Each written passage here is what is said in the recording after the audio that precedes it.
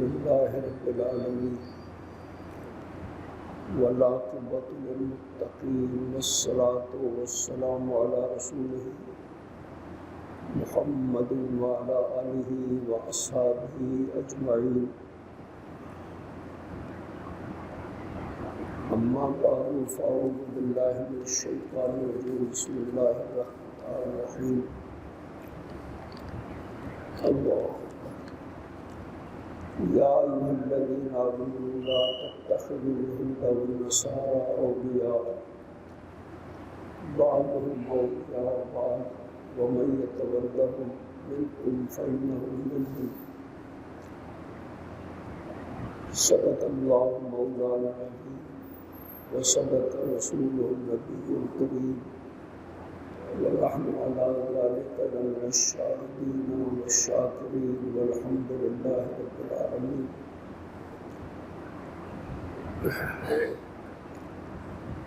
میرے بزرگوں، دوستوں، بھائیوں اور عزیزوں، اس وقت مسلمان جن حالات سے گزر رہے ہیں آپ مجھ سے زیادہ جانتے ہیں. بہرحال اللہ تعالیٰ نے قرآن مجید میں جو بات ہمیں سمجھائی ہے اور جسے ہم پڑھتے ہیں ہر وقت، وہ یہی ہے کہ یا ایھا الذین آمنوا لا تتخذوا اليہود والنصارى اولیاء. اے ایمان والو، یہودیوں اور عیسائیوں کو اپنا دوست نہ بناؤ. یہودیوں اور عیسائیوں کو اپنا دوست نہ بناؤ. اللہ، یہ آیت سورہ مائدہ کی ہے اور سورہ بقرہ میں فرمایا نبی صلی اللہ علیہ وسلم کو خطاب کر کے وَلَن تَرْضَىٰ عَنكَ الْيَهُودُ وَلَا النَّصَارَىٰ حَتَّىٰ تَتَّبِعَ مِلَّتَهُمْ. یہ یہودی اور عیسائی یہ کبھی بھی تم سے راضی نہیں ہو سکتے. یہ تم سے کبھی بھی راضی نہیں ہو سکتے. ان کے راضی ہونے کا ایک ہی طریقہ ہے، حتیٰ تتبع ملتہم. آپ معاذ اللہ معاذ اللہ معاذ اللہ آپ خود یہودی بن جائیں، عیسائی بن جائیں تو پھر یہ آپ کے ساتھی بن جائیں گے، آپ کے ساتھ دوستی کا دم بھرنے لگے. لیکن ظاہر ہے کہ مسلمان یہ کبھی نہیں کر سکتا، یہ کبھی نہیں کر سکتا، جیسا بھی کمزور سے کمزور مسلمان ہو، وہ یہ نہیں کر سکتا کہ اللہ اور اللہ کے رسول کو چھوڑ کر وہ یہودیوں کا اور عیسائیوں کا دوست بن جائے. حالات مختلف ہوتے ہیں. بعض اوقات انسان کو بہت ساری باتیں ان کی ماننی پڑتی ہے، لیکن طے شدہ بات یہی ہے جو اللہ تعالیٰ نے فرما دی ہے کہ تم چاہے جو کر لو، جتنی ان کی خوشامدیں کر لو، وہ کبھی بھی تم سے راضی نہیں ہو سکتے یہاں تک کہ تم ان کے دین میں داخل نہ ہو. یہ کوئی ایک دن کی بات تو نہیں ہے، یہ ایک دن کی بات، 2 دن کی بات نہیں ہے.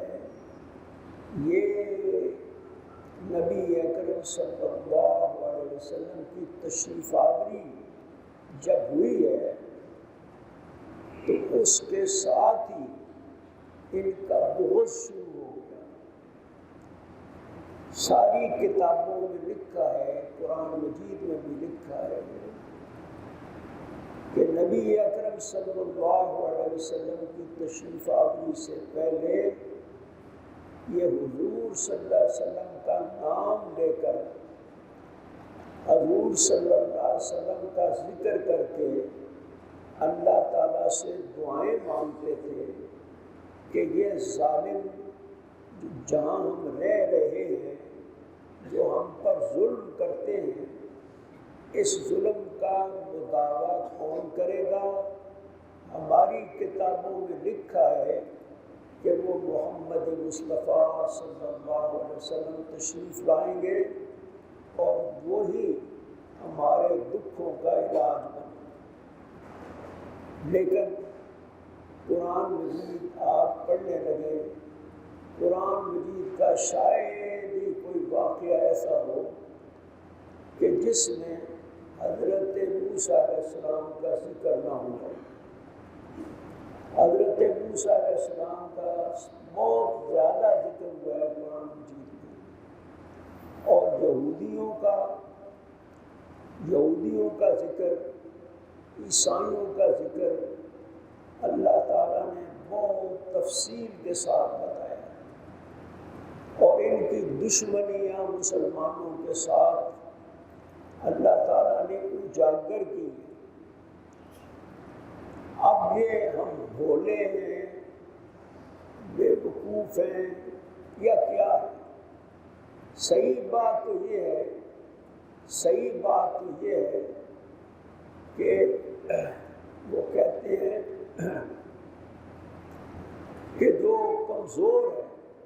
کمزور ہے اس کے پاس اس کے سوا کوئی نہیں کہ وہ مر مٹے، وہ اپنی گردن جھکا لے کہ ہے جرم ضعیفی کی سزا مرگ مفاجات۔ ٹھیک ہے نا جی؟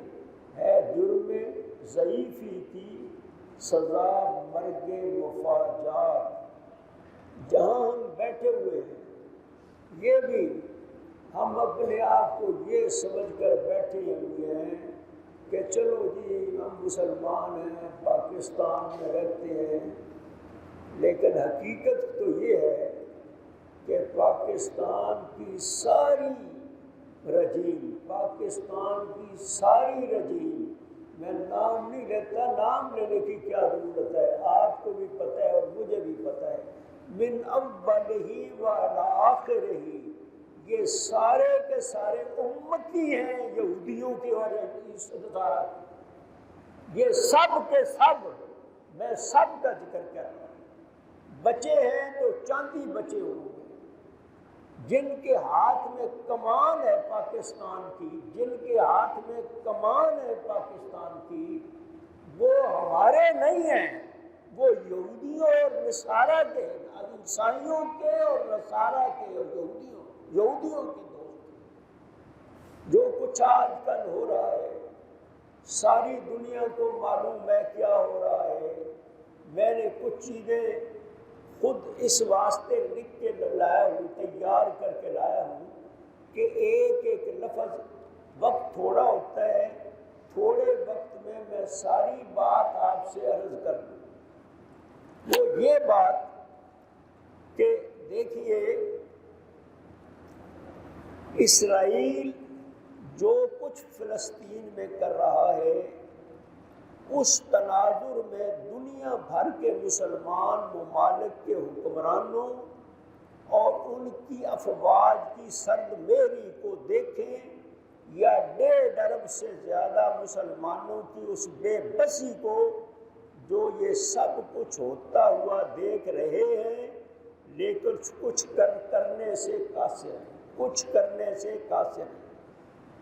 ان کے لیے اگر ذلت کا لفظ استعمال کیا جائے تو بھی کم ہوگا۔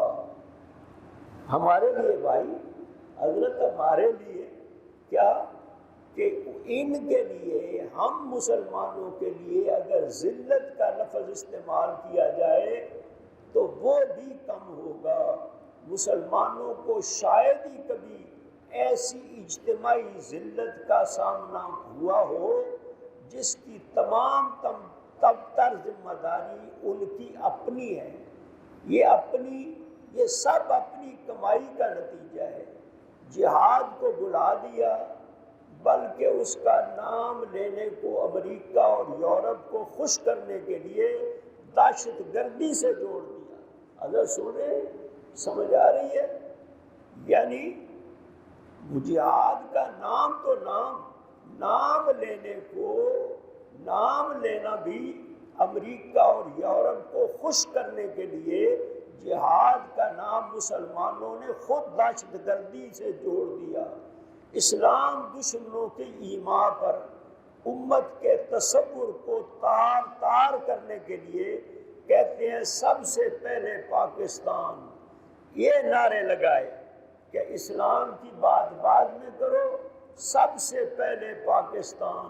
اے نعرے کو تقریباً ہر مسلمان کو رٹایا گیا تاکہ جب ایک ایک کر کے مسلمان ممالک کو نشانہ بنایا جائے تو دوسرے مسلمان ممالک صرف اپنے ذاتی مفادات کو دیکھیں اور سوچیں کہ ہمیں کیا پڑی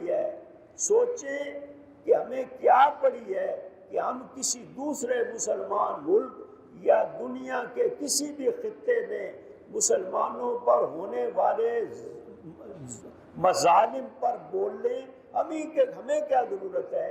اس سوچ نے مسلمانوں کو سب کچھ ہوتے ہوئے بھی بزدل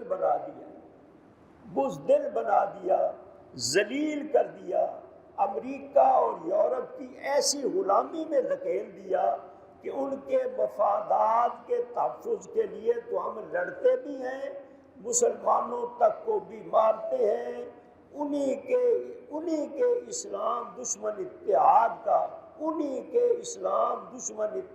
کا حصہ بننے پر فخر بھی کرتے ہیں اور دوسرے اسلامی ملکوں کو تباہ کرنے میں ان کی مدد بھی کرتے ہیں۔ اپنے اپنے قوانین، تعلیمی نصاب اور کلچر کو بھی بدل رہے ہیں اور وہ جو کہتے ہیں ہم کرتے جاتے ہیں، جس سے منع کرتے ہیں اس سے ہم منع ہو جاتے ہیں، اور لیکن پھر بھی وہ ناخوش ہیں، پھر بھی کافر ناخوش ہیں، سب کچھ کر رہے ہیں پھر بھی ناخوش ہیں۔ اور پھر دیکھو کیا ایسی صورت میں مسلمان کیسی عزت اور کون سی غیرت کے جاگنے کی توقع لگائے بیٹھے ہیں۔ اسرائیل نے مسجد اقصی پر رمضان المبارک کی 27ویں شب کو حملہ کیا، فلسطینی علاقوں پر بمباری کر کے تباہی مچا دی، سینکڑوں فلسطینیوں کو شہید کر دیا، جس میں 70 سے زیادہ بچے بھی شامل ہیں، لیکن کوئی مسلمان ملک، کسی مسلمان ملک کی فوج مظلوم فلسطینیوں کی مدد کے لیے نہ پہنچی۔ اللہ اکبر، اللہ اکبر، اللہ اکبر، اللہ اکبر۔ غزہ اور دوسرے علاقوں میں اسرائیلی حملے جاری ہیں، نہ گھر، نہ اسپتال، نہ اسکول، کوئی شے محفوظ نہیں، اور وہاں ایسی صورتحال ہو چکی ہے کہ ایک باپ نے، سن لو، ایک باپ نے اپنے 2 بچوں کو اپنے بھائی کے حوالے کر دیا اور اس کے دونوں بچوں کو اپنے پاس بلا لیا کہ اگر کوئی ایک خاندان بھی اسرائیل کی اس جارحیت کا شکار ہوتا ہے تو کم از کم اس خاندان کا کوئی ایک بچہ تو زندہ بچ جائے۔ اللہ اللہ اللہ۔ یہ واقعہ ہو یا ہر روز کئی معصوم بچوں کی سامنے آنے والی لاشیں یا فلسطینی عورتوں پر صہیونی فوجیوں کا تشدد، یہ تمام واقعات ابھی تک مسلمان ممالک کے حکمرانوں کے سوئے ہوئے ضمیر کو جوڑنے کے لیے ناکافی ہیں۔ مسلمان حکمرانوں اور افواج کی سرمیری کا دیکھ کر کئی مسلمان اپنی دعاؤں میں اپنے رب سے غیبی مدد اور ابابیل بھیجنے اور ظالم اسرائیل کو تیس نیس کرنے کی دعائیں کرنے لگے۔ یہ دیکھتے ہوئے اور اس یقین کے ساتھ کہ دنیا بھر کے مسلمان، ان کی حکومتیں، ان کی افواج کوئی اسرائیل کا کچھ بھی نہیں بگاڑ سکتے، اس اسلام دشمن ریاست نے اپنے سرکاری عربی زبان کے ایک اکاؤنٹ میں ایک پیغام کے ذریعے ایک گستاخانہ پیغام نے دے دیا۔ اب سن لو وہ کا مار رہے تھے، قتل کر رہے تھے۔ کس کو قتل کر رہے تھے؟ بچوں کو، عورتوں کو قتل کر رہے تھے، اور پیغام بھیجا انہوں نے، پیغام بھیجا لوگوں کو۔ وہ کیا پیغام بھیجا؟ سن لو میں سناؤں، کس طرح سناؤں آپ کو، کس طرح سناؤں، جس میں تنزن قرآن پاک کی سورہ فیل، یعنی جس میں ابرا کی ہاتھیوں پر مشتمل فوج جو کعبہ کو ڈھانے آئی تھی، اس پر ابابیلوں کے حملے کا ذکر کر کے اس کے ساتھ فلسطین پر تازہ اسرائیلی حملہ اور اس سے ہونے والی تباہی کو ظاہر کرتی ہوئی تصویر لگا دی۔ یعنی معنی یہ کہ مسلمانوں کو وہ کہہ رہے تھے کہ تم کہتے تھے ابابیل آئے تھے، اور ابابیلوں نے کیا کیا کہ اس فوج کو ختم کر دیا، آج وہ تمہارے ابابیل کہاں گئے؟ یہ آپ کس کو کہہ رہے ہیں؟ کس کو کہہ رہے ہیں؟ مجھے اور آپ کو کہہ رہے ہیں کہ آج تمہارے ابابیل کہاں گئے؟ آج تمہارے ابابیل کہاں گئے؟ میرے دوستوں، بھائیوں، کس طرح میں روؤں اور کس طرح آپ کو رلاؤں، آپ سوچیں تو صحیح۔ اللہ اکبر، اللہ اکبر۔ اسرائیل اس حد تک اس لیے گر گیا کہ اسے یقین ہو چکا ہے کہ مسلمان، ان کے حکمران، ان کی افواج اب بھی نہیں بولے گی، اب بھی نہیں بولے گی۔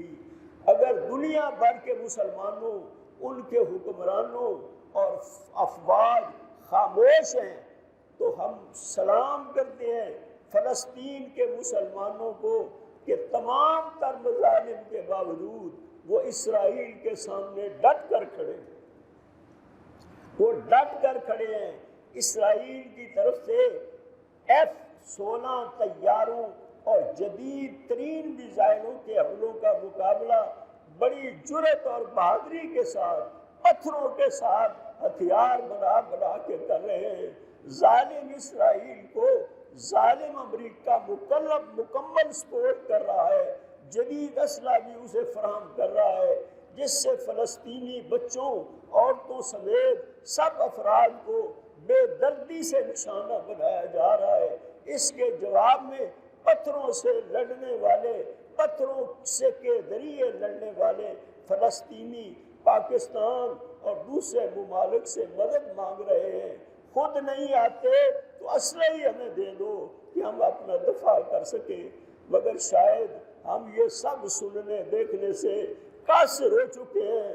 ہم مسلمان ضرور ہیں، ہم مسلمان ضرور ہیں، ہم مسلمان ضرور ہیں، لیکن اللہ کا ڈر ہمارے دلوں سے نکل گیا۔ ہم تو امریکہ سے ڈرتے ہیں، ہم تو امریکہ سے ڈرتے ہیں۔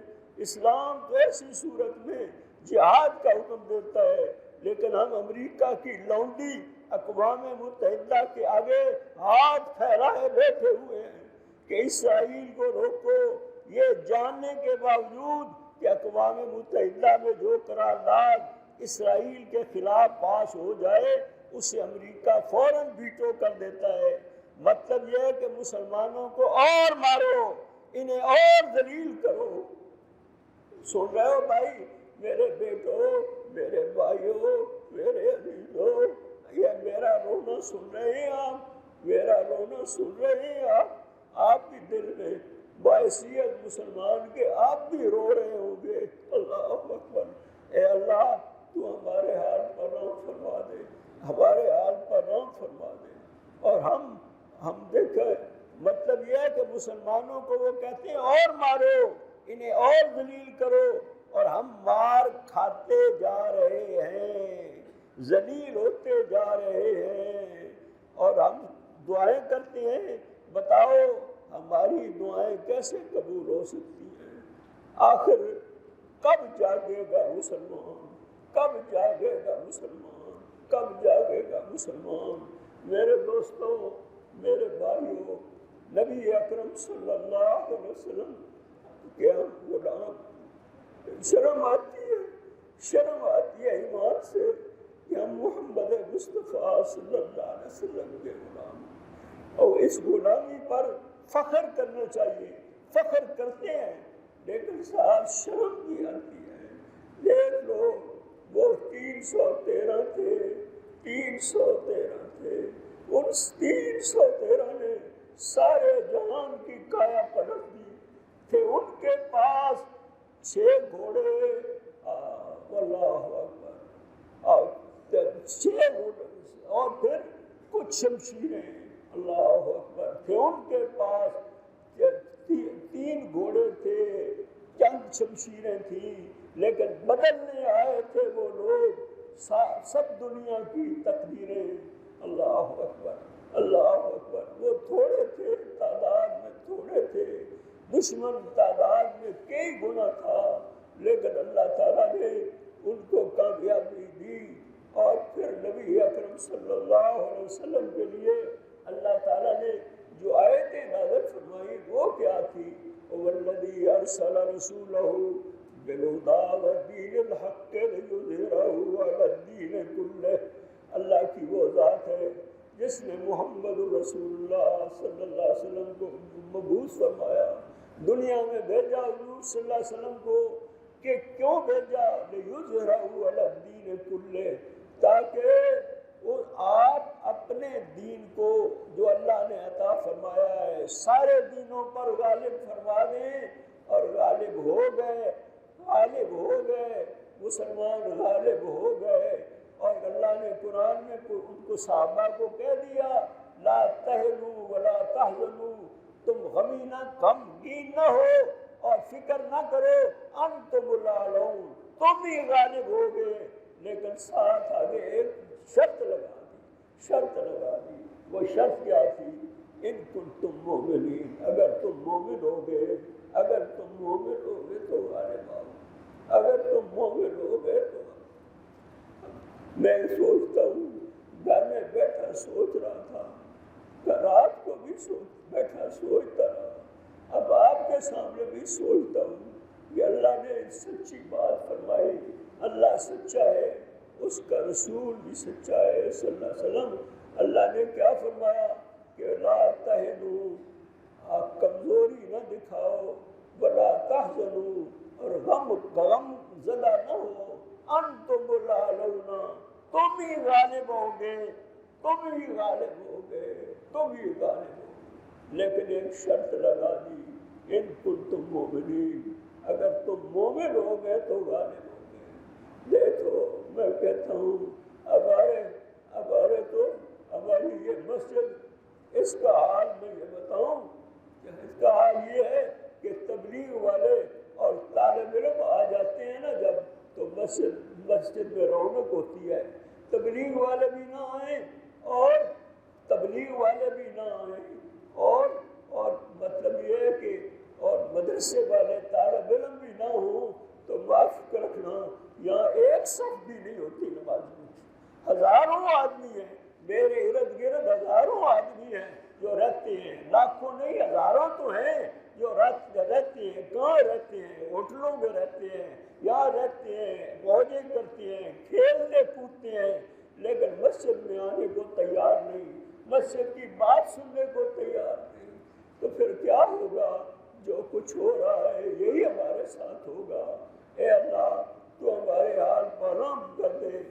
یہ میں نے اپنا سارا قصہ آپ کو سنا دیا، آپ نے سن لیا، آپ مجھ سے زیادہ سمجھدار ہیں، میں تو بوڑھا ہوں، نوجوان ہیں، پڑھے لکھے ہیں، لیکن آپ یہ سمجھ لیں کہ یہ صورتحال جو پیدا ہوئی ہے یہ کس وجہ سے پیدا ہوئی ہے؟ ہماری خدا تعالیٰ سے دوری اور محمد الرسول اللہ صلی اللہ علیہ وسلم سے دوری، پھر اس کا علاج وہی ہے مصطفیٰ برساں خیشہ کہ دی ہم واپس آ جاؤ رسول اللہ کی طرف صلی اللہ علیہ وسلم کی طرف، اپنے ظاہر باطن کو حضور صلی اللہ علیہ وسلم کے طریقے پر درست کر لو، پھر اللہ تعالیٰ پھر بھی اعلان کرتا ہے اب بھی آ جاؤ، کامیابی پھر تمہاری قسمت میں ہے۔